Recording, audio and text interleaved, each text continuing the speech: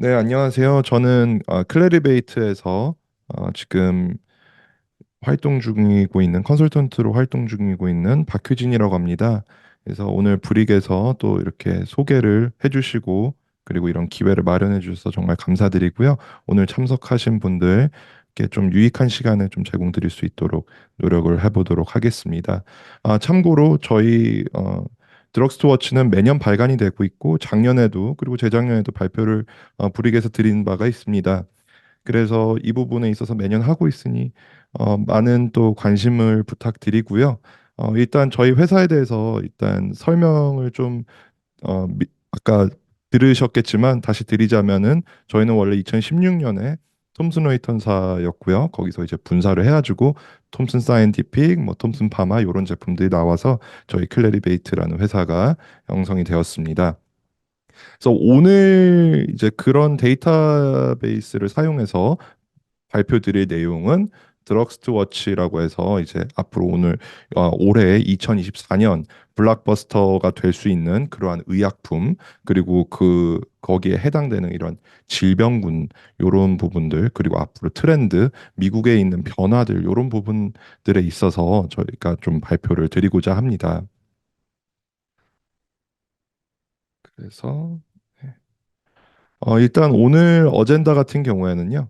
일단 기본적으로 계속 참여를 하셨던 분이라면 작년부터 이 정밀의료에 대해서 제가 설명을 드릴 거예요. 그래서 작년부터 참석하신 분들은 조금 이게 식상하실 수도 있는데 이 부분에 있어서 좀 모르시는 분들도 있으시고 굉장히 이제 다양한 분야에서 어, 지금 그 참석하신 분들도 계시기 때문에 그런 부분에 있어서 제가 조금 더 이제 포괄적으로 그리고 모두가 이해하실 수 있도록 최대한 설명을 드리기 위해 일단 서론의 정밀의료에 대해서부터 좀 설명을 드리고 그 다음에는 이제 그 블록버스터가 될 수 있는 그러한 의약품들 그리고 그 제품들에 대한 시장성 그리고 뭐 예상 매출 이러한 부분들을 제가 좀 발표를 드리도록 하겠습니다. 그리고 이제 뭐 중국이나 미국에서 여러 변화가 있고 그리고 뭐 특히나 뭐 바이오시밀러 마켓 이런 부분에 있어 관련도 있는데 그런 부분들도 저희가 트렌드에 대해서 분석을 했거든요. 그래서 그런 부분들도 이제 막바지에 좀 설명을 드리도록 하겠습니다. 그래서 첫 번째 이제 정밀의료에 대해서 좀 설명을 드리려고 하는데요. 정밀의료에 대해서 들어보신 분들도 계시고 못 들어보신 분들도 계실 겁니다. 그런데 일단 기본적으로 정밀의료는 지금 현재 시장에 있어서 굉장히 뭐 핵심이 되고 있는 그러한 기술이라고 보면 돼요. 이거 영어로 이제 프리시전 메디슨이라고 부르는데요. 이 부분이 왜 이게 그렇게 대단하냐? 그것은 이제 한 명 한 명 개개인에 맞춰서 뭔가 의료가 개발이 되고 조금 더 상세하게 누군가에게 맞춤형 그러한 치료가 될 수 있다는 게 가장 큰 특징입니다. 그래서 이렇게 되게 되면은 일단 치료 효율이 많이 높아집니다. 그리고 맞춤형 치료가 되기 때문에 뭐 어떤 분들은 뭐 예를 들자면 저희가 뭐 타이레놀도 먹을 수 있고 뭐 에드빌도 먹을 수 있고 나프록산 뭐 탁산 이런 제품들 있죠. 이런 거 먹다 보면은 본인한테 더 잘 맞는 약이 있을 수도 있고 안 맞는 약도 있을 수 있지 않습니까? 어떤 분들은 막 나 두통이 있는데 타이레놀을 먹어도 효과가 없더라. 근데 나는 에드빌 먹으니까 효과 좋던데. 이런 분들이 계시고 뭐 반대이신 분들도 계시고요. 그래서 모든 약품들이 다 모두에게 효과가 있지는 않아요. 그래서 제가 다음 페이지에 넘어가 보겠는데 여기서 보시면은 그 좋다는 뭐 휴미라라는 약품도 보시면은 어, 약 4명 중 1명 정도가 이 약품의 이 최대 효과를 본다고 이제 보고가 된 바가 있습니다. 이건 네이처지에 2015년에 보고된 그런 논문에서 제가 발췌해 왔는데요. 어, 휴미라 같은 경우 굉장히 좋은 약품이고 뭐 스텔라라도 굉장히 좋은 약품입니다. 그래서 뭐 건선, 뭐 피부 이런 질환, 그리고 류마티스염, 그 관절염해서 우리 막 무릎 아프고 그러신 분들 계시죠? 그런 분들한테 이제 치료를 하는 그러한 치료제인데 이러한 치료제가 아까 제가 말씀드렸던 타이레놀처럼 효과를 보실 수 있는 분들도 계시고 효과를 보실 수 없는 분들도 계세요. 그래서 그런 부분에 있어서 보시면 효율이 4명 중 1명인데 이거는 굉장히 높은 편입니다. 그 아래쪽에 보시면은 이쪽에 크레스토라고 있어요. 크레스토. 요거는 이제 좀 연세 있으신 분들 이제 저희 이제 3대 그 성인 질환이라고 하죠. 예를 들자면은 뭐 고지혈증, 그리고 뭐 당뇨, 그리고 뭐 고혈압 이러한 질환들이 있는데 요거는 이제 고지혈증에 사용되는 로스바스타틴이라는 제품이에요. 근데 이 제품 같은 경우에 지금 보시면 그 굉장히 많은 분들이 복용을 시도를 해봤지만 그 중에 한 명만 이렇게 효과를 볼 수 있다. 요 정도로 지금 약품들이 좀 물론 대중을 위해 개발을 되었지만 효과를 최대치를 보시는 분들이 좀 적다. 이렇게 보실 수가 있습니다. 그래서 이런 부분에 있어서 정밀 의료가 필요하다. 이러한 부분들을 지금 많이들 어필을 하고 계세요. 그리고 지금 뭐 세계적인 대형 제약사들 다 지금 저희 대부분 뭐탑 100에 들어가 있는 제약사들 거의 대부분 한 99개까지는 저희 회사에 이제 어, 클래리베이트의 고객이거든요. 그러다 보면은 이제 그분들의 파이프라인이나 뭐 개발하는 부분들 그런 부분들 이야기를 들어보면은 지금 정밀 의료가 확실히 지금 대부분의 파이프라인을 차지하고 있다는 것을 확인할 수 있었습니다. 자, 그러면은 뭐 회사들만 개발하는가? 그렇지 않아요. 지금 이 그래프는 어떤 그래프냐면 웹 오브 사이언스에서 저희가 발췌를 해왔습니다. 이제 웹 오브 사이언스라는 저희 그 데이터베이스는요. 일단 기본적으로 논문들이 이제 점수가 있어요. 그 점수가 이제 인용되는 점수, 사이테이션 인덱스라고 하는데요. 사이언티픽 사이테이션 인덱스 저희 짧게 해서 SCI라는 그러한 인덱스가 있습니다. 그걸 저희가 매번 어떤 논문들은 또는 논문지들은 굉장히 인용이 많이 되거든요. 특히나 뭐 여러분들이 들어보셨을 만한 뭐 네이처나 아니면은 뭐 사이언스, 셀 뭐 이렇게 얘기를 하는데 이러한 그 어, 논문지들이 얼마만큼 임팩트가 있는가 그런 부분들을 좀 어필할 수 있고 그 부분 얼마나 인용되고 있는지를 보는 그러한 인덱스인데 여기서 또 무엇을 하느냐 트렌드 분석도 할 수 있습니다. 그래서 보시면은 이 프리시전 메디신을 주제로 한 이 정밀의료를 주제로 한 그러한 논문들이 얼마만큼 많이 게재가 되었는가 보면은 점점 2014년부터 지금 23년은 좀 집계가 좀 완료가 안 돼서 2022년까지 보여드리는데요. 22년까지 굉장히 큰 증가폭을 기록을 하고 있습니다. 그래서 2014년쯤에 보시면 한 500개 가량의 논문이 게재가 되었는데 2022년에 4,500개입니다. 그래서 약 9배가 거의 뭐 한 8년 만에 증가했다 보실 수 있어요.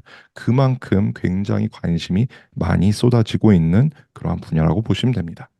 그래서 이 정민 의료를 이제 뭐 주구장창 얘기할 수 있지만 오늘의 토픽은 그게 아니죠. 어, 다음 토픽으로 넘어가자면은 이 정밀 의료가 적용된 그리고 현재 이 부분에 있어서 개발이 되고 있는 그러한 블록버스터 의약품들이 무엇인가에 대해서 설명을 좀 드리고자 이렇게 먼저 좀 서론을 좀 길게 가져갔습니다. 이 부분에 있어서 저희가 좀 넘어가자면은 이제 블록버스터 의약품이 그럼 무엇이냐? 그럼 뭐 어떤 제품들이 블록버스터 의약품으로 선정되느냐? 이런 부분에 대해서 궁금하실 수가 있어요. 그래서 선정이 되는 부분에 대해서 조금 설명을 드리도록 하겠습니다. 그래서 일단 이 블록버스터 신약 선정 기준은 이상, 그 임상 이상, 그러니까 1상, 2상, 3상을 하시잖아요. 그 부분에 있어서 2상 또는 3상, 그래서 살짝 막바지 단계 쪽에 단계에 있는 사전 등록 그리고 등록 단계. 그 등록이라는 거는 이제 저희가 이 제품을 승인을 받으려면은 FDA나 뭐 식약처 이런 데 등록을 해야 되잖아요. 그래서 미리 등록을 이제 했는데 아직 승인이 떨어지지 않은 그러한 제품들. 그리고 2023년에 24년에 좀 나올 만한 출시할 만한 제품 그래서 등록이 될 제품들을 저희가 선정을 했고요. 그리고 2024년에서부터 이제 출시가 되면은 5년 후, 왜 5년이냐? 제품들이 보통 이제 특허로 보호를 받게 되잖아요. 그 특허 보호 기간이 대략적으로 10년이라고 보시면 돼요. 그래서 아마도 5년이면은 이제 전성기를 맞이할 때죠. 그래서 많은 매출을 기록을 하게 될 건데, 그 2024년에서 5년 후인 2029년에 매출이 총 10억 달러 이상을 이제 기록할 만한 그 달성할 의약품을 갖다가 저희가 블록버스터 신약으로 선정을 했습니다. 그리고 그것뿐만 아니에요. 그런 제품들 꽤 있을 수 있어요. 그런데 만약에 뭐 10억 달러 이상을 뭐 차지를 못한다. 그런 제품들은 또 어떤 제품들이 선정이 되냐 하면은 치료 패러다임을 크게 변화시킬 그러한 제품들이 이제 선정이 된다고 보시면 돼요. 그 뜻은 뭐냐 하면 대체적으로는 좀 희귀 질환들. 희귀 질환들은 10억 달러 이상을 좀 기록하기는 어려워요. 그러나 이제 수익률이 굉장히 높고 그리고 이제 어려움을 겪고 계신 그리고 소외된 그러한 환자분들을 보살펴 줄 수 있는 그리고 보듬어 줄 수 있는 그러한 약품이기 때문에 이 치료 패러다임을 크게 변화시킬 거라고 저희는 생각하고 있어요. 그래서 그런 부분에 있어서 블록버스터 신약으로도 선정이 되고 있습니다. 그래서 저희 리포트를 실제로 저희 웹사이트 가서 다운로드 받아보실 수 있거든요. 오늘 발표 내용. 저희가 한 13개 정도를 선정을 했는데 제가 오늘 시간 관계상 다 소개 드릴 수는 없어요. 그래서 좀 주요 될 만한 그러한 약품들을 저희가 좀 오늘 소개 드리도록 하겠습니다. 자, 첫 번째로는 제가 이제 순서를 어떻게 발표를 드릴 거냐 하면은 질병에 관해서 먼저 설명을 드릴 거예요. 그 의약품이 어떤 질병을 타겟하는지. 지금 보시면은 황반변성, 그래서 이 안구 질환이죠. 이런 질환에 대해서 먼저 설명을 드리고 그게 왜 치료하기가 어려웠는지에 대해서 먼저 설명을 드릴 거예요. 그래서 그 부분이 일단 첫 번째로 들어가고 두 번째는 시장성에 대해서 설명드릴 거예요. 이 제품이 나오면은 이 질병에 대한 시장이 얼마나 큰지 그리고 거기에 얼마만큼 임팩트를 할 수 있는지 그리고 그 제품의 혁신성이 왜 보장이 되는지 그런 부분들에 대해서 그렇게 세 가지를 저희가 설명을 좀 드리도록 하겠습니다. 그래서 첫 번째는 이제 안구 질환, 그래서 황반 변성, age-related macular degeneration이라고 부르죠. 요거는 이제 두 가지 부류로 나눠져요. 그래서 좌측에 보시면은 건성, 그리고 우측에 보시면은 습성, 요렇게 나눠지는데요. 일단 건성 같은 경우에는 노폐물이 이렇게 쌓여요. 이게 노화가 진행되다 보면은 노폐물이 쌓여가지고 아래쪽에 보시면 이 점을 보시면요. 이 주변에 선들이 있는데 원래 이 선들은 같은 두께와 같은 선명도를 가지고 있는 선이어야 합니다. 그런데 그분이 이 건성 황반 변성을 겪고 있는 환자분이 보실 때에는 선들이 조금 불투명한 선도 있고 좀 잘 안 보이는 선도 있습니다. 그렇게 보이고요. 우측에 보시면은 이제 습성 같은 경우에는 시야가 왜곡이 됩니다. 그래서 이런 분들이 뭐 상상을 해보십시오. 막 운전을 하시게 되시거나 뭐 자전거를 타시게 되시거나 아니 뭔가 활동을 하시게 되면은 일상생활이 굉장히 어렵습니다.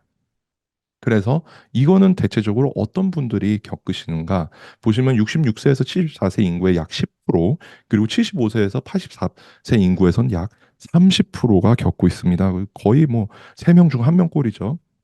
그리고 황반 변성에 의해서 실명을 하시는 분들 중에 20%는 건성이고요. 그리고 습성 같은 경우도 그 실명 가능성이 굉장히 높아요.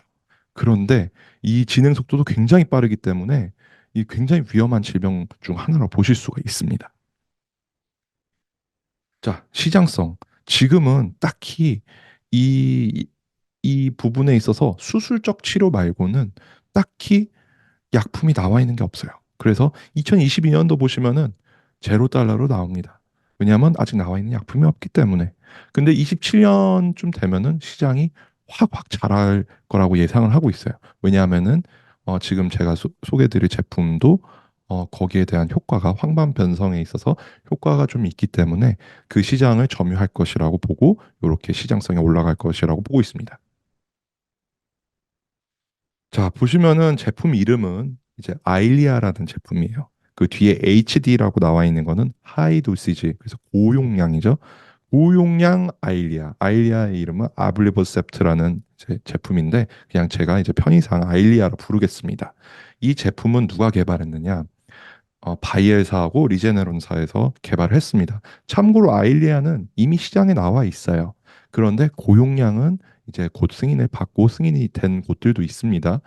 요 제품 같은 경우에는 이제 황반 변성뿐만 아니라 뭐 예를 들자면 다이베틱 매큘러 에데마 이런 것처럼 이제 뭐 당뇨에 의한 그런 안구 질환들도 치료하는 데 사용이 되는데 요 제품 같은 경우에는 그 질병에 있는 핵심 그런 기전 중에 하나인 이제 VEGF, VEGF라는 이제 인자를 억제를 하는 것으로 알려집니다. 그래서 그거를 억제를 해가지고 이제 이러한 질환들을 이제 완화시켜주는 그러한 효과를 볼 수가 있는데요. 이 제품 같은 경우에는 지금 2032년까지 지금 제가 말씀드렸던 이제 나이 관련돼 있는 황반 변성을 굉장히 많은 환자 수를 이제 치료를 할 수 있게 될 것으로 저희가 예상을 하고 있습니다. 그래서 G7 국가에서는 약 255만 명, 그리고 이제 G7 시장에 또 이 부분에 있어서 또 황반 변성뿐만 아니라 또 당뇨에 의한 그런 안구 질환도 지금 200만 명. 그래서 이 굉장히 많은 환자 수를 확보를 할 수 있을 거라고 저희는 예상을 하고 있어요. 그래서 2029년에 예상 매출액이 17억 7천만 불로 저희가 지금 예상을 하고 있습니다. 그래서 황반부종 그리고 뭐 당뇨병성 망막병증 이런 거에 대한 성공 가능성도 한 75%로 이거는 AI로 저희가 계산을 한 건데요. 이 부분에 있어서도 저희가 성공 가능성이 굉장히 높다. 요렇게 보고 있습니다.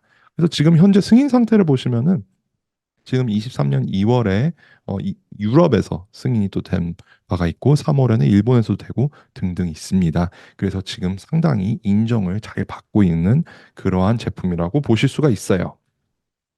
그러면은 이 제품은 어떤 부분에 있어서 굉장히 가능성이 높은지, 어떤 시장을 공략하는 데 좋은지 이런 부분들이 있는데 일단 이 고용량 아이리아를 투여를 하면은 굉장히 좀 안정적으로 치료를 제공할 수 있고 그리고 간병인들에게 좀 많이 부담을 줄일 수 있다고 볼 수가 있습니다. 그래서 지금 고령화 시대이죠. 그리고 간병인들은 더 많이 필요한데 실질적으로는 더 줄어들고 있는 추세입니다. 그래서 이게 굉장히 어려움을 많이 겪는 분들이 계시는데 특히 안구 질환은 저희 실생활에 너무나도 큰 타격이 있기 때문에 이런 부분들을 좀 많이 줄여줄 수 있고 환자 그리고 간병인 모두 다 부담을 줄일 수 있는 그러한 제품이 될 수 있다고 보실 수가 있습니다.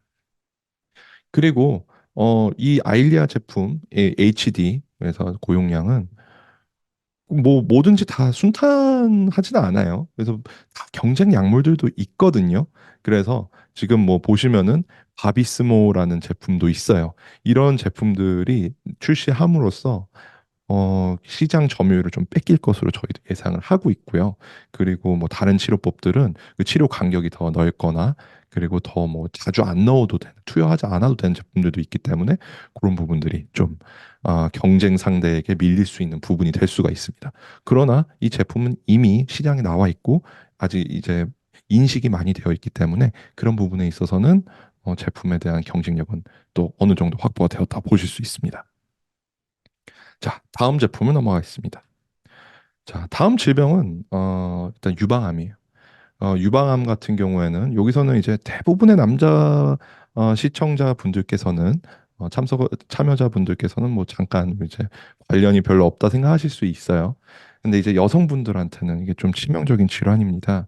특히나 이거는 조금 비공식적인 그런 통계이긴 한데 미혼 또는 출산 경험이 없는 여성에게서 특히 이제 40대에서 50대 사이의 여성들에게서 좀 높은 발병률이 좀 기록이 되고 있어요.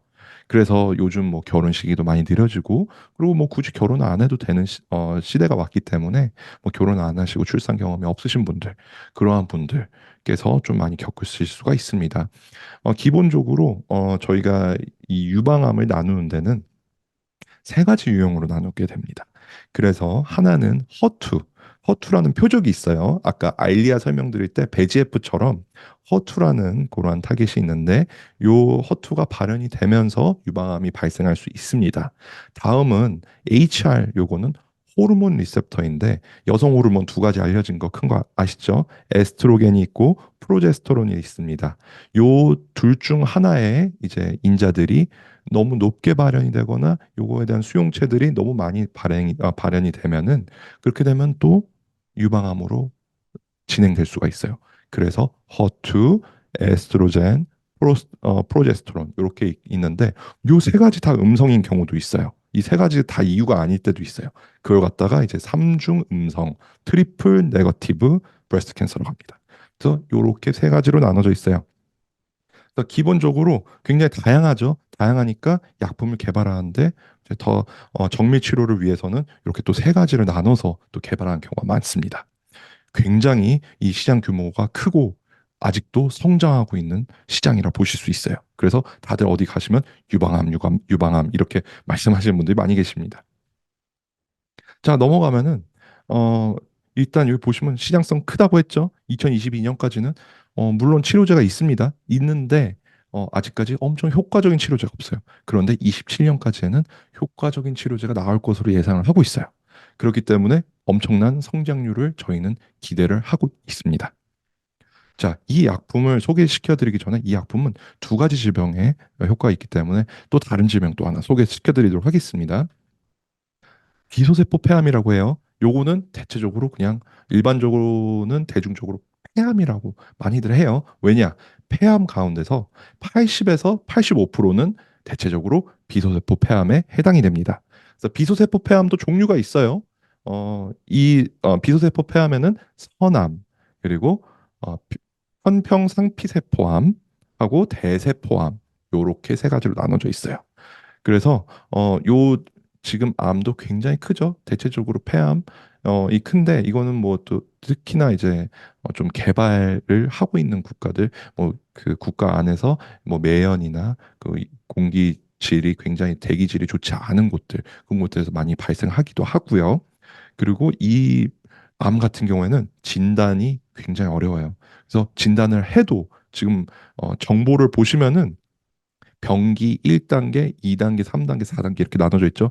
보통 이제 일반적으로 그 다른 분들이 이제 대중적으로 얘기하시는 분들은 어떻게 얘기하냐면은 나 암 1기다, 2기다, 3기다, 뭐 말기다 이렇게 들으시잖아요. 약간 그렇게 보시면 됩니다. 근데 지금 가장 초기 단계인 1기, 병기 1A를 보시면은 어 지금 생존율이 5년 생존율이 50%밖에 안 돼요. 그래서 두 분 중 한 분은 생존이 어렵다고 보실 수가 있어요. 이게 굉장히 치명적인 암이거든요. 그렇기 때문에 치료제가 지금도 좀 있긴 있습니다. 있긴 있는데 이 부분에 있어서 좀 더 많은 발전이 필요하다. 아까도 말씀드렸지만 모든 암이 다 같지는 않아요. 같은 뭐 폐암이라더라도 어떤 분들은 어떤 인자들이 더 많이 발현이 되고 그럴 수 있기 때문에 지금 약품들이 지금 많이 개발이 되고 있어요. 이 부분에 있어서 시장성을 한번 보겠습니다. 시장성을 보시면은 지금 현재 뭐 2022년이면 한 2년 전이긴 하지만 2023년이 아직 집계가 안 끝났기 때문에 이런 부분이 있는데 2022년만 보셔도 시장이 꽤 커요. 꽤 큰 지금 규모를 기록을 하고 있지만 그렇지만 아직까지의 여지가 굉장히 많이 남았다.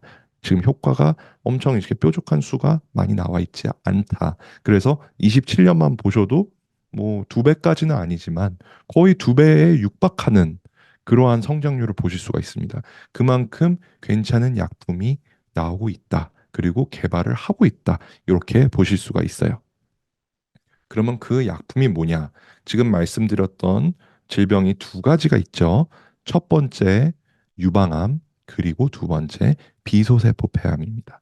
이 두 가지 질병을 치료할 수 있는 약품, 바로 다토 DXD라는 제품입니다. 그래서 이게 좀 이름이 길어요. 이제 다토포타맙 데룩스테칸이라고 하는데요. 이 제품이 뭐냐 하면은 이제 이중 항체이면서 ADC라고 해서 엔티바디 드러그 컨주게이트라고 하는데요. 항체인데 거기에 독성 물질이 붙어 있어요.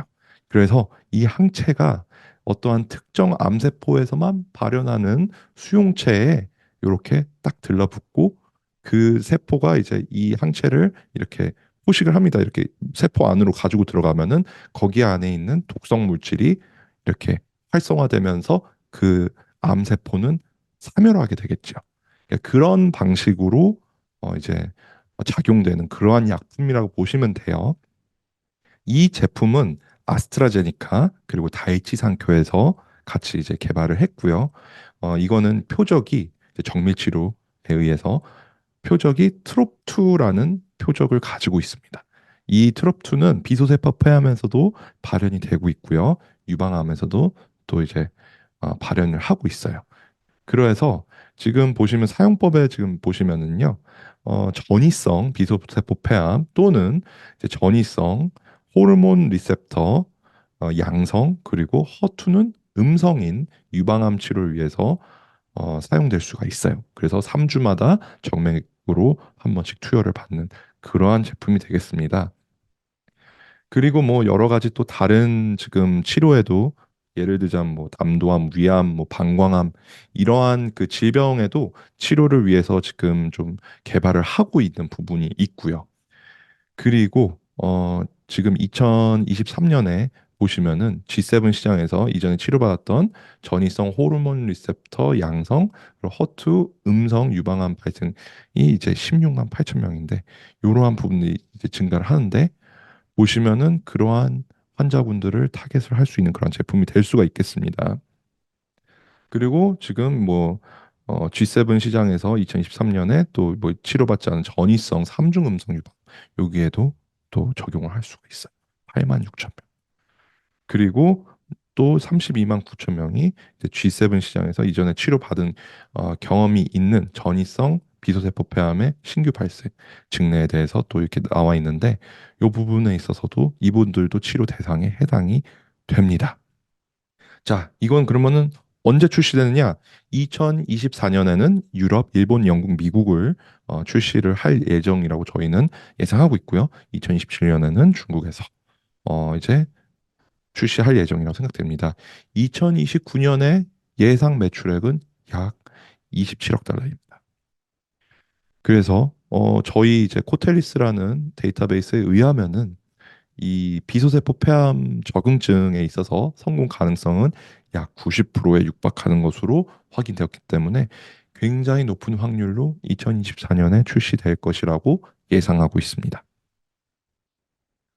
자, 이 제품에 대해서 제가 아까 말씀드렸죠. 항체 그림, 잘 모르시는 분들도 많이 보셨던 그림일 수도 있어요. Y자 모양이죠.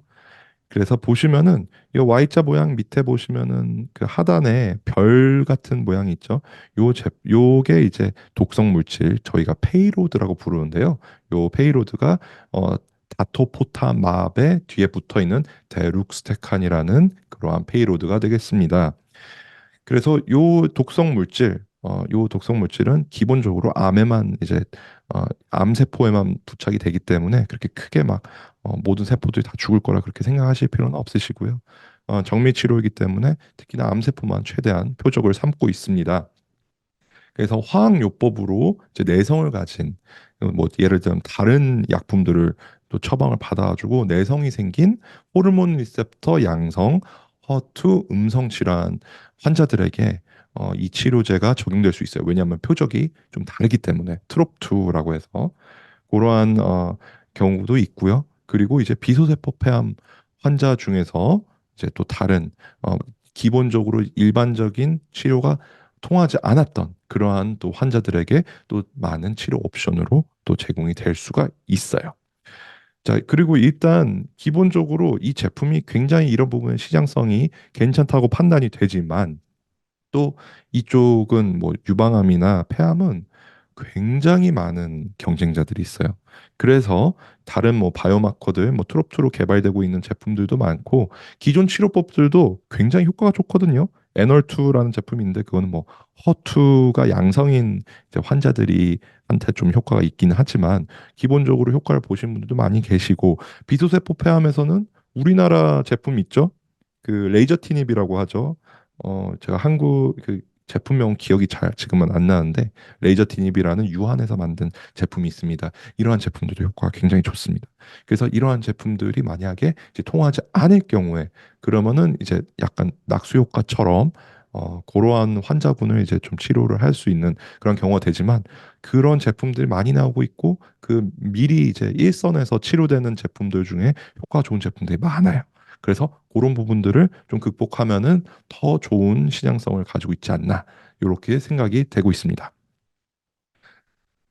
자, 다음은 전립선암이에요. 이제는 이제 여성분들은 조금 이제 안심하시고 남성분들 좀 긴장하셔야 되는 그러한 내용들이에요. 왜냐 이제 여성분들은 전립선이 없기 때문에. 그래서 남성분들, 자, 전립선암 이게 왜 심각한 질환이냐?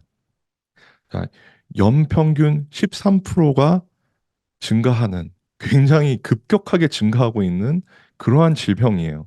그리고 뭐 치료가 좀 어렵지 않다고 하신 분들도 계신데 일단 그것도 문제지만 재발 위험성이 굉장히 높습니다. 25%에서 30%가 재발을 해요. 그리고 더 큰 문제는 50에서 70%는 합병증을 또 유발해요. 그게 굉장히 큰 문제예요. 그리고 지금 보시면은 여기 그림에서 제가 레이저 포인터로 보여드릴 텐데, 자, 여기 전립선이 있죠. 전립선이 있고 대장도 있는데 여기 지금 가까운 게 뭐가 있습니까? 저희 꼬리뼈, 척추 쪽에 굉장히 가깝습니다. 그러면은 이 암이 이쪽으로 전이가 되면, 뼈 쪽에 전이가 되면 굉장히 큰 문제가 됩니다. 이게 굉장히 큰 문제가 돼요. 뼈 쪽에 전이가 되는 암은 굉장히 큰 문제를 발생시킬 수가 있습니다. 자, 그러면은 굉장히 심각한 문제죠. 저도 약간 지금 하체에 조금 힘이 살짝 풀렸는데, 지금 보시면은 이 문제를 해결하려면 화학적 또는 물리학적 거세가 지금 굉장히 좋은 치료법으로 나와 있는데 많은 남성분들 원치 않을 겁니다. 그렇기 때문에 나온 약품이고요. 그럼 시장성은 어떻게 될까요? 어마어마하죠. 3배 정도 증가할 거라 생각을 하고 있어요. 물론 이 시장은 이제 조금 이제 다른 시장에 비해서 예를 들자면 뭐 유방암이나 이런 시장에 비해서 좀 작지만 그래도 굉장히 많이 클 거라고, 성장할 거라고 저희는 생각을 하고 있습니다. 이 약품이 뭘까요? 이 약품 이름은, 상표명은 아키가라는 제품이에요. 이 제품은 존슨앤존슨, 그래서 뭐 좀 잘 모르시는 분들 참석하셔서 그럴 수 있는데 막 그거 로션 회사 아니야 이러시는 분들 계세요. 아니 뭐 로션 회사도 맞긴 한데 그 제약회사입니다. 3대 제약회사 중 하나예요. 가장 큰 제약회사 중 하나입니다. 그래서 존슨앤존슨에서 이제 개발을 했고요. 그리고 이 치료제는 정밀 의료로 PARP 억제제라고 합니다. 이건 아까 말씀했던, 아까 뭐 배지F 말씀드렸고 트롭2 말씀드렸죠. 이 제품은 PARP, 파프라고 하신 분들도 계시고요. 억제제 그리고 호르몬 요법으로 사용되는 그러한 약품이에요. 그래서 요 약품 같은 경우에는 이제 저희가 치료를 할 때 일단 기본적으로 저희가 이제 뭐 저희 조직을 좀 가져가가지고 그걸 분석을 한 다음에 그거를 이제 BRCA라는 그러한 바이오마커가 나올 수가 있어요. 그래서 요런 게 양성인 경우에 어, 치료를 진행할 수 있게 되는 그러한 제품이고, 그리고 HRR이라는 유전자가 변이가 있는 전이성 호르몬 민감성 전립선 암 에 대해서도 지금 연구가 진행이 되고 있어요. 그래서 이 부분에 있어서 이 전립선 암의 그런 시장을 흔들 수 있는 그러한 제품이라고 저희는 생각하고 있어요.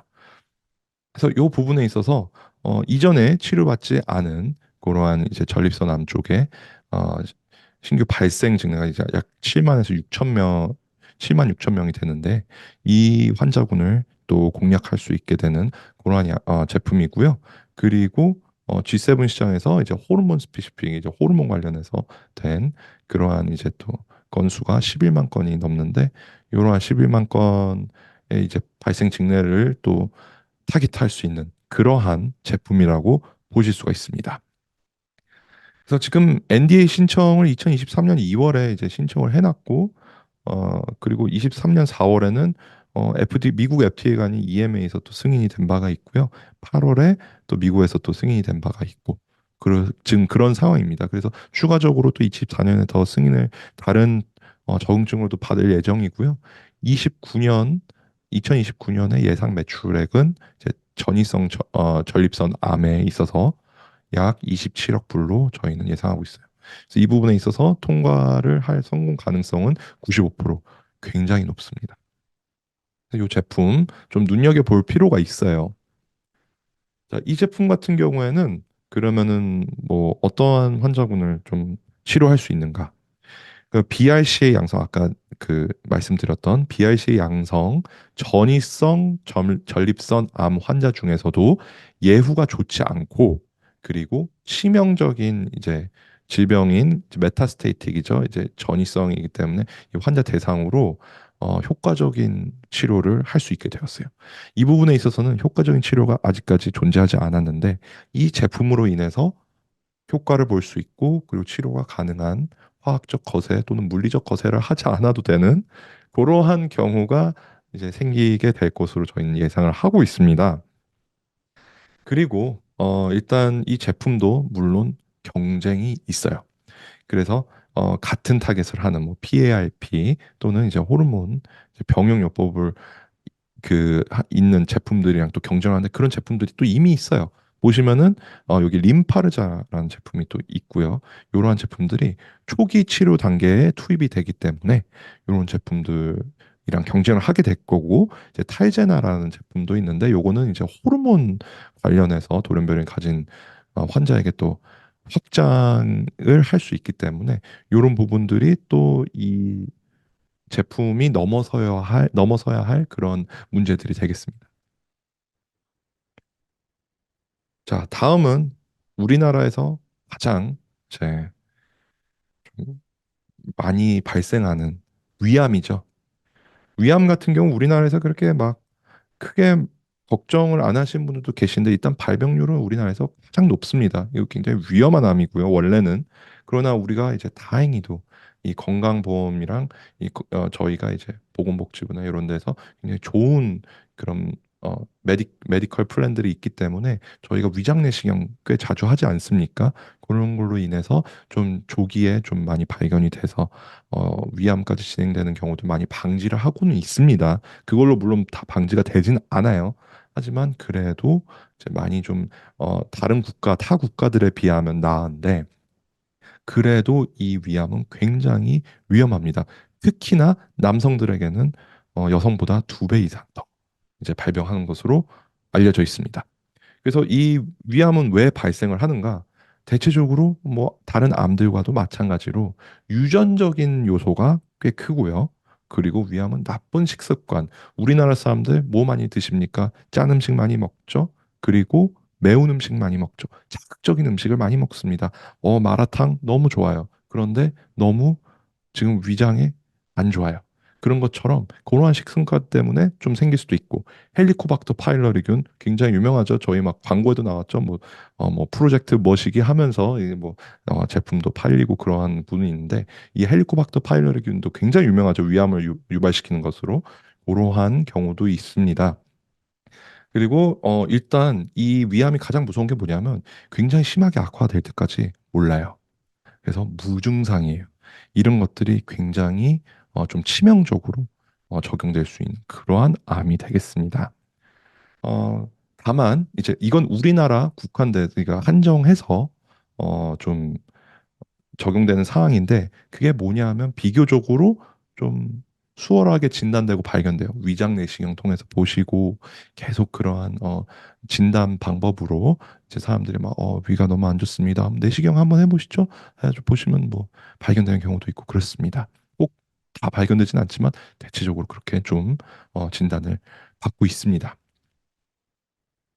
자, 그러면 우리나라를 제외하고 요거는 이제 어, 보시면 G7 국가죠. 미국, 유럽은 이제 G5 국가, 하고 일본하고 시장성을 보시면은 2022년까지는 뭐 꽤 큰 시장이 있지만 2027년까지 거의 2배 이상이죠. 2배 이상 성장할 것으로 보고 있어요. 왜냐하면 이러한 제가 조금 이따 이제 소개드릴 제품처럼 좋은 제품들이 나와서 이 위암 환자들을 치료할 수 있게 되기 때문에 자, 보시면은 이 제품 이름 IMAP 36이라고 부르고 제품 성분이나 이런 거는 이제 졸베투시맙 이렇게 볼 수 있습니다. 이 맙이란 말 자주 나오죠. MAB 끝에.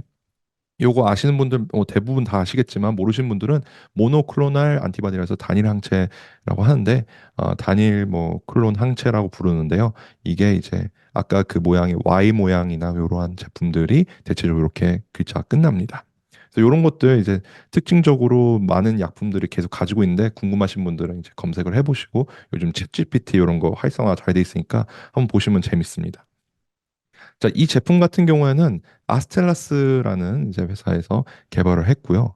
이게 되게 특이한 경우예요. 이게 왜 특이한 약품이냐면 어 이때까지 뭐 PARP, 뭐 트롭2 그리고 뭐 배지에프 억제제 뭐 이러한 그 타겟들은 바이오마커들은 굉장히 그 연구가 많이 되어 있고 지금 개발이 많이 되고 있어요. 파이프라인들이 많은 제품들이. 근데 여기 보시면은 유형이 좀 달라요. 처음 보신 분들도 계실 거라고 생각을 해요. 클라우딘 18.2라는 표적을 가지고 있어요. 굉장히 특이하죠. 이 제품의 가장 큰 특징 중 하나입니다. 그래서 이 사용법은 뭐냐면, 자, 허투 아까 보셨죠? 음성 근데 클라우딘 18.2 양성 판정을 받은 절제 불가능한 국소 진행성 또는 전이성 이제 위암의 서남종 치료를 위해서 3주마다 정맥을 주입한 그러한 약품이 되겠습니다. 굉장히 그 뭐라고 하죠? 특화되어 있죠. 허투 음성, 클라우딘 18.2 양성 요러한 환자군들. 자, 그 환자군들이 그러면은 어느 정도 이제 생길 수 있는지 8만 8천 명. 요러한 분들이 이제 증례의 케이스를 볼 수가 있어요. 이런 분들한테 치료 대상으로 적용이 될 수 있다는 거죠. 자, 그러면은 2024년 1월에 PDUFA 이제 승인을 받고 그리고 예상 출시는 미국에서 2024년에 미국에서 어, 승인을 받을 예정이라고 저희는 생각하고 있어요. 자, 그리고 G7 시장에서 2029년 예상 매출액은 연간 약 11억 4천만 불로 저희는 예상하고 있고요. 성공 가능성은 95%로 저희 AI가 계산을 했습니다. 자, 이 제품 그러면은 어떤 그런 미충족 사항들을 또 충족시킬 수 있을까요?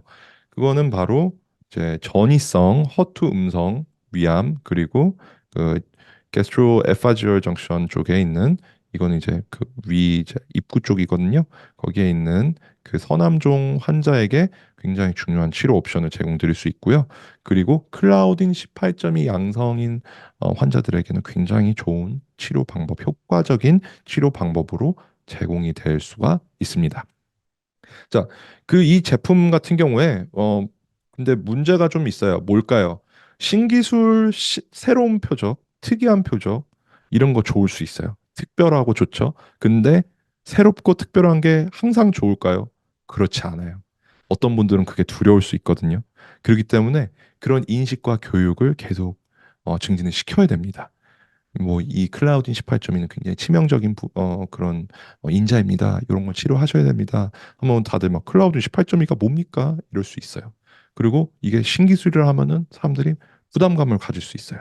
예를 들자면 뭐 옛날에 뭐 좀 이렇게 좀 재미로 말씀드리자면은 뭐 뭐 S사 삼성에서 만들었던 뭐 옴니아라는 제품도 있었죠. 그리고 뭐 애플에서 만든 3D 터치 이런 신기술들 엄청 신기술들인데 약간 어, 생각했던 것보다 그렇게 대단하지 않았던 옵션들도 신기술로 나오기 때문에 사람들이 그거에 대한 두려움이 있을 수 있어요. 내 몸한테 적용을 하는 거니까 내 생명이 여기에 달려 있으니까 그렇기 때문에 이게 굉장히 큰 문제로 지금 남아 있습니다. 그래서 일단은 제가 이제 시간 관계상 많은 약품들에 대해서 설명을 드릴 수가 없어서 한 네 개 정도만 소개해 드렸고요. 나머지 뭐 지금 한 아홉 개 정도 남아 있는데 그 제품들은 직접 저희 보고서를 다운받아 주셔서 확인하실 수가 있습니다.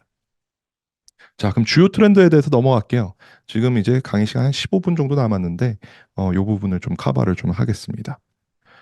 일단 중국으로 한번 넘어가 보겠습니다. 중국도 굉장히 큰 시장이라고 많이들 하시죠. 중국이 기본적으로 지금 성장하고 있는 만성질환 치료제 시장이 있는데 이 시장들은 대체적으로 이제 만성질환이다 보니까 생활 패턴과 굉장히 좀 밀접해 있다. 이렇게 보실 수 있어요. 그래서 중국 시장을 공략할 때는 중국인들의 생활 패턴과 환경을 고려해서 대부분 개발을 한다. 이렇게 보실 수가 있어요. 그 보시면 좌측에 아케소라는 회사에서 이제 카도닐리맙이라는 제품을 지금 진행을 하고 있어요. 그 본토 승인 같은 경우 2022년에 승인이 되었고 29년까지 예상 매출액은 굉장히 많죠. 400에서 500만 달러 정도 생각하고 있고요. 그리고 이 제품 같은 경우는 자궁경부암, 그래서 인유두종 바이러스에 의해서 대체적으로 발생하는데 이 바이러스 이제 뭐 성관계나 이런 걸로 통해서 많이 이제 전이가 되고 그러는데 그 이제 감염이 되고 그러는데 그러한 경우로 인해서 이제 발병을 많이들 합니다. 바이러스로 인해서 생기는 그러한 암 종류 중 하나인데 그러한 암을 이제 치료를 하는 그러한 제품이 승인이 되었고요. 그리고 보시면 뭐 사노피 리제너론 그리고 뭐 화이자 이런 데서 아토피, 피부염, 물의 수질이 좋지 않거나 그런 뭐 식습관이나 이런 거 좋지 않으면은 아토피, 피부염이 생길 수 있죠. 뭐 물론 유전적인 요소도 크지만 이러한 그런 염증 질환 같은 걸 치료하는데 나온 두필루맙이라는 제품이 나와 있고 이 제품 같은 경우 시장성 굉장히 높죠. 염증 질환을 치료하는 거니까. 그래서 1,500만 불 정도 기록을 할 거라 예상하고 있고 이제 화이자사의 리메게판트 이름이 좀 어려워서 부르는데 좀 어려움을 겪고 있는 거 양해 부탁드립니다. 이 제품 같은 경우에도 300에서 350만 불 정도 기록을 할 것으로 저희가 생각을 하고 있어요. 그래서 이런 부분들 좀 참고되셨으면 좋겠고요. 자, 그러면은 또 중국 분들 기름진 음식 많이 드시고 그리고 뭐 요즘 특히나 서양식이 많이 들어와주고 우리나라에서도 굉장히 어, 문제가 되고 있죠. 저를 포함해서 비만 인구, 비만 인구를 이제 또 타파하거나 아니면 좀 그 건강을 좀 시킬 수 있는데 에이드를 할 수 있는 세마글루타이드, 노브노디스크의 굉장히 유명한 제품이죠. 우리나라에서 아마도 제가 알기로는 승인이 되었는데 좀 뭐 여러 가지 뭐 재고나 이런 문제들이 좀 있어가지고 조금 지연이 되고 있는 걸로 알고 있어요.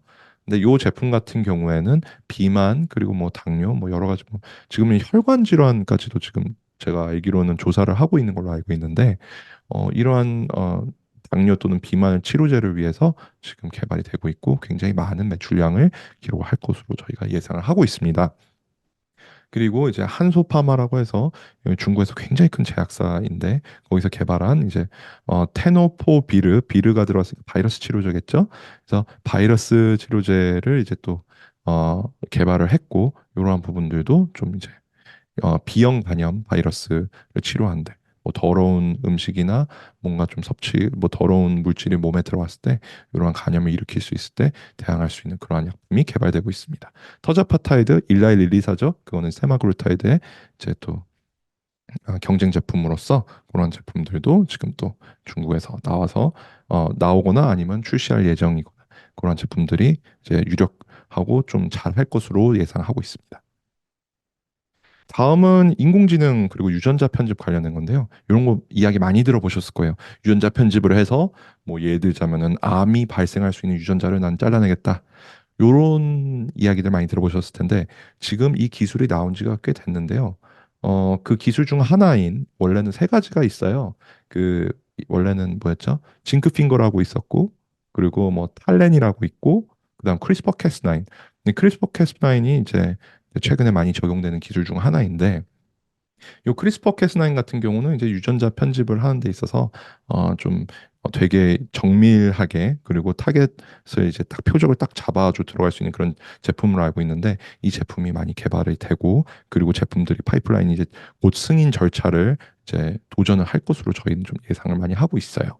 그리고 그뿐만 아니라 인공지능들 뭐 맨날 뭐 AI 뭐 이런 거 많이 하시잖아요. 그게 이제 드디어 성과를 이루는 시기가 많이 왔어요. 그래서 AI를 한 3, 4년 전부터 계속 크게는 3, 4년 전이고 좀 시작 그 자체는 한 10년 전부터 계속 투자를 해왔기 때문에 지금 개발이 많이 되고 있는데 그게 지금 또 꽃을 필 예정으로 저희는 예상을 하고 있습니다.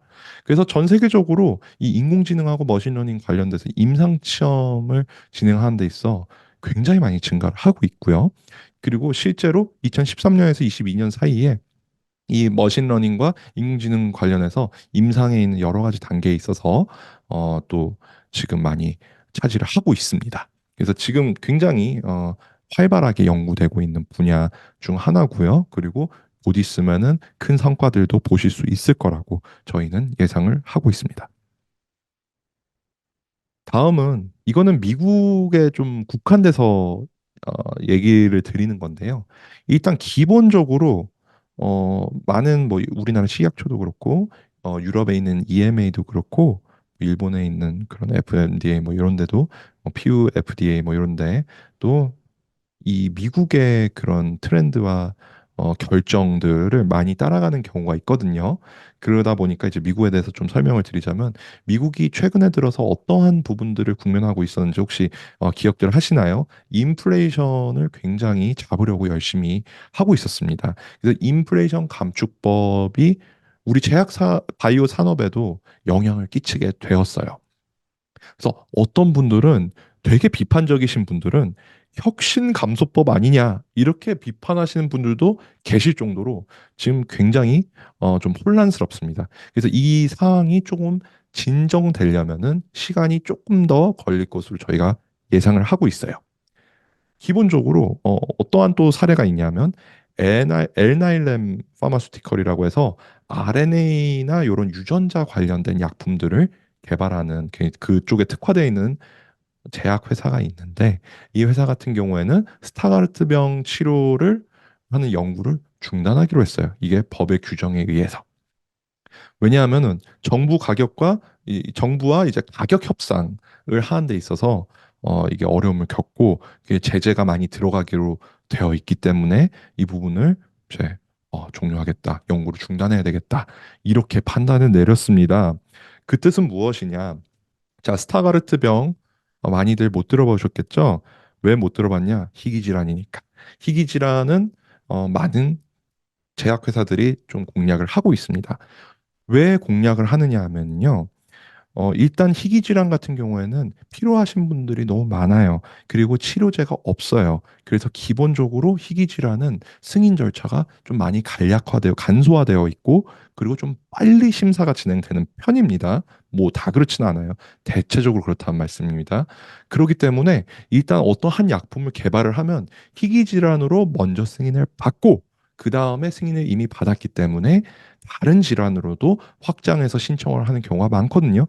그래서 일단 기본적으로 승인을 확보한 상태로 이 제품의 가치를 증가시키는 그러한 방법들, 전략들을 많이 활용을 했었는데 그러기가 어려워진 거죠, 이제.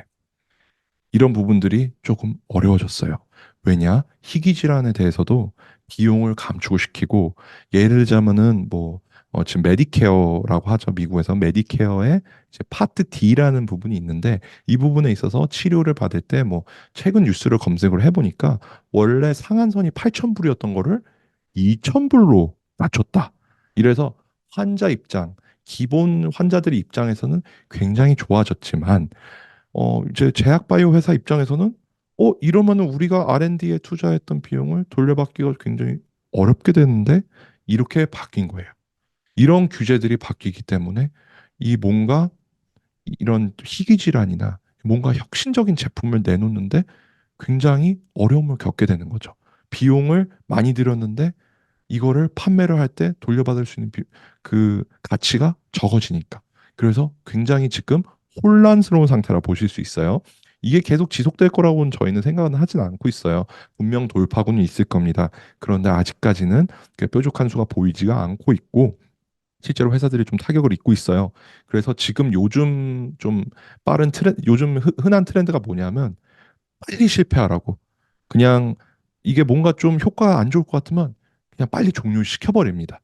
더 이상 연구에 더 많은 비용을 지출해봤자 이 돌려받을 수 있는 그러한 수익을 낼 수 있는 그런 구조들이 많이 줄어들었기 때문에 아직까지는 잘 모르니까 그렇기 때문에 좀 빨리빨리 종료를 시키는 그러한 경향을 보이고 있어요. 그래서 지금 뭐 여러 가지 제품들이 좀 타격을 입을 예정이에요. 여기서 또 뭐 제품 중에 지금 메디케어가 뭐 여러 가지가 있는데 요런 사항들은 이제 저희 리포트 들어오셔서 한 번 더 확인해 보시는 걸 추천을 드리고요. 다음 이제 마지막 부분으로 넘어갈 텐데 이게 바이오시밀러 시장에 대해서 좀 설명을 드릴게요. 우리나라 거장들 있죠. 뭐 보시면 뭐 셀트리온, 뭐 삼성 바이오에피스, 로직스 이런 데 보면 바이오시밀러에 어 굉장히 그 대가로 이렇게 큰 기업으로 알려져 있잖아요. 휴미라가 엄청나게 좋은 제품인데 이 제품의 이제 특허가 만료가 됩니다. 우리나라에서는 뭐 2014년 뭐 7월인가에 만료된 걸로 알고 있고 제품이 거에 맞춰서 출시된 걸로 알려져 있는데 이 제품들이 이 나올 거라 예상하는데 생각보다 저희가 생각했을 때는 그 한국 말고 미국에서는 이 오리지널 제품 그 에브비에서 만든 이 아달리무마비르 휴미라 제품이 꽤 오래 갈 것 같아요. 점유율이. 그리고 왜냐하면은 지금 그 보험사나 이런 데 로비를 해가지고 지금 리베이트나 이런 것들을 제공함으로써 좀 시장의 점유율을 이 떨어지는 속도를 좀 많이 늦추려고 하는 것으로 보여져요. 그런데 한 2031년까지는 그래도 이제 바이오시밀러가 64%까지 시장 점유율을 확대할 것으로 저희가 예상을 하고 있습니다. 그래서 이런 부분들 바이오시밀러가 막 처음에 막 나올 때, 이 제네릭처럼 이 딱 이 시장을 잡아먹고 우리에게 엄청나게 그 싸게 제품들이 나올 것이다 이렇게 생각을 하는데 그런 ESG적인 부분들은 조금 더 분석이 필요한 단계고 요거는 출시해봐야 알 것 같아요. 근데 휴미라 같은 경우에는 굉장히 그 잘 팔리고 시장 점유율을 많이 가지고 있는 제품이기 때문에 좋은 예시가 될 것으로 보여지고 있고 많은 경제학자들이 이 부분에 시선을 좀 쏟고 있습니다. 그래서 그 바이오시밀러 제품들이 무엇인가 이게 소개를 좀 드리려고 하는데 뭐 제품들은 뭐 암젠에서 개발한 것도 있고 베링거 인겔라임, 산도즈 그리고 대망의 우리나라의 바이오에피스, 셀트리온도 있어요. 2023년 이제 7월에 요거는 이미 나왔죠. 2023년 7월에 나오고 이 승인이 되고 이제 제품 이름은 하들리마 그리고 유플레이마 이렇게 나오는 것 같아요. 그 요 제품들이 이제 나오고 이 바이오시밀러 시장에 대한 분석은 한 1년이나 2년이 된 후에 또 확인을 해봐야 되는 부분이 되겠습니다. 그래서 아까 말씀드렸던 뭐 24년에 나온다 그 말은 좀 정정을 드리고요. 일단 여기서 승인이 된 거는 좀 보여드리고 이렇게 보여드리고 있습니다. 그래서 요 부분들 보실 수 있고 다음은 우리나라 시장이 그래서 잘하고 있느냐 못하고 있느냐 요런 질문 하시는 분들 계실 거거든요. 요거는 제가 이제 히트뉴스라는 미디어 매체에서 뉴스에서 제가 좀 발췌를 해왔습니다. 이게 어떤 거냐면 우리나라 기업이 해외 기업에 이제 어떤 적응증 그리고 어떤 제품으로 라이센스 아웃을 했는지 보시면 꽤 많죠. 이제 슬슬 저희 우리나라의 이러한 제품들과 그리고 이 성과들을 좀 보실 수가 있는 부분이 되겠습니다. 지금 보시면 금액이 어마어마한 제품도 있어요. 맨 밑에 보시면 레고캠 보십시오. 정말 어마어마합니다. 그래서 트롭2 되게 친근하죠. 아까 제가 발표드렸던 트롭2 ADC 나와 있습니다.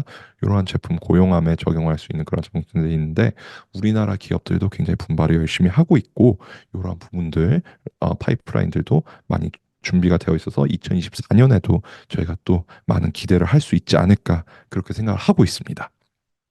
자, 그러면 오늘 마무리를 좀 지으면서 자, 그러면은 지금까지 발표드렸던 그런 데이터와 뭐 예상 매출, 뭐 성공률 이런 건 다 정보 어디서 왔냐? 그거는 저희 내부 데이터베이스와 그리고 뭐 아까 뭐 제가 외부에서 발췌해왔은 밑에 레퍼런스가 다 달려 있었을 거예요. 링크랑 그런 것들은 대체적으로 근데 데이터는 저희 데이터베이스에서 가져왔습니다. 그 자료 출처 같은 경우는 코텔리스, 뭐 DRG 이런 제품이 있고요. 저희가 이제 클레리베이트의 전체적인 통합적인 데이터베이스에서 데이터를 참고해 왔습니다. 그래서 오늘 이 부분을 마지막으로 발표를 마치도록 하겠습니다. 감사합니다.